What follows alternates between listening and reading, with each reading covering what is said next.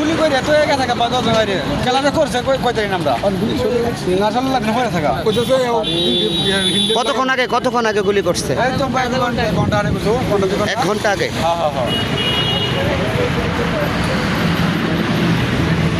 হ্যাঁ এই নেতা সরানি পাওয়ার আগে কিন্তু তারা লাইট ধরছে, লাইট ধরার সাথে সাথে কিন্তু আমি সিভার মধ্যে করতে খালি পরে গেছে একটা সিকেটটা পরে যাওয়ার পরে আরো 2টা করছে না কয়টা করছে এটা আর আমি আর করতাম পারতাম না। আমি আর না আপনার বাসা কোন জায়গায়?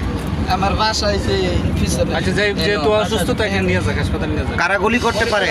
কইতারি না তো অসুবিধা অনেকদিন ধরে অনেকদিন ধরে তার অনেকদিন ধরে বিচারিতে করতেছে 2-3 বার আইছে না মারবার লাগে পারছে না। আজকে ডাইরেক্ট কই যাচ্ছে কয় রাউন্ড করতে কই যাতাম না। ক্লাসের মধ্যে দুই রাউন্ড আগে লয়ে যায় ভাই আগে লয়ে যায়। আমরা তো শুনছি এই মুহূর্তে কিছুক্ষণ আগে আইসা মানে কারণে চলে গেছে আর তারা পয়সা সরাসরি হামলা করছে। কারা করতে পারে এরকম কোনো ধারণা? করতে পারে এরকম এই মুহূর্তে তো আমি এরকম কিছু বলতে পারতেছি না। আপনার মামাতো ভাই বললো যে কয়দিন ধরেই তাদেরকে হুমকি ধামকি দেওয়া হচ্ছে।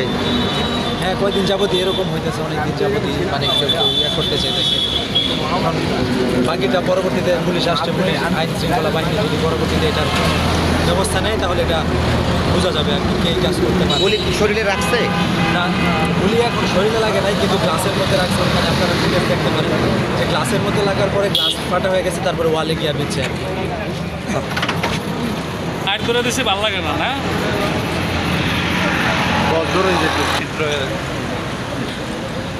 ভাই আমার পুলিশ কই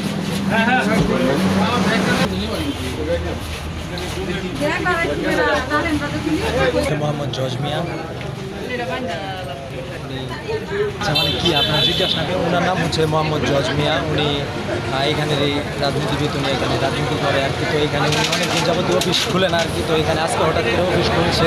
তো হুট করে কারেন্ট ছিল, তো কারেন্ট যখন চলে গেছে তার উপরে এই হামলাটা হয়েছে। তো এই যে কিছুক্ষণ আগে এই ঘটনাটা ঘটছে সবার সামনে, মোটামুটি পরে যখন আওয়াজ শুনতে পাইছে পরে সবাই আসছে, আইসা থেকে এই অবস্থা মাটির মধ্যে পড়ে গেছে। তো ভিকটিমরা এই কাজটা করছে। তো আমরা সবসময় আইনশৃঙ্খলা বাহিনীদের কাছে এতটুকু আবেদন রাখি যে অবশ্যই এই জনসম্মুখে যেই কাজ করছে তাকে খুঁজে বের করা হোক, অবশ্যই তাকে অবস্থা এত বড় কাহিনী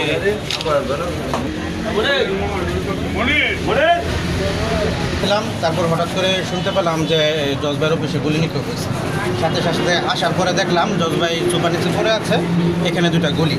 তারপর বয়া এই গুলির শব্দে বা ওই গ্লাসের কারণে ওর পায়ে হালকা